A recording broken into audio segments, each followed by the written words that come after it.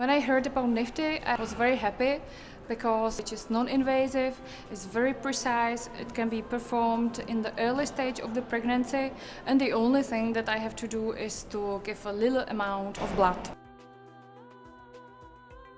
The non-invasive prenatal diagnosis method, the one that we're talking about now using cell-free DNA, the detection rate is well over 99%, much higher than the conventional screening test, and the false positive rate is 0.2% or lower. It is just the best screening test that anybody has ever devised for Down syndrome. Now, opting for something like Nifty, which is non-invasive prenatal testing, means that we can increase our possible detection rate to a much higher level and significantly decrease the number of ladies who actually have to have an invasive test.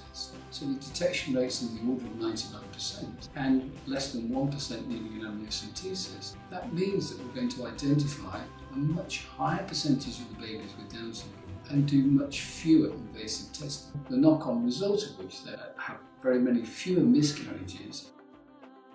We had a wonderful midwife who said, well, there's an amniocentesis, or have you heard of this new blood test that's available? We haven't, have we?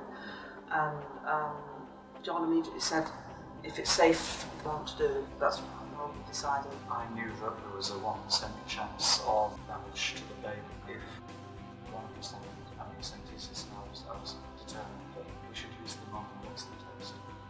It was the safety factor for us, but also the convenience, just the fact it was a blood test. So it was just, we just thought wonderful. But I'd never heard of it, John hadn't heard of it. So if it hadn't been the midwife telling us, we wouldn't have had a clue.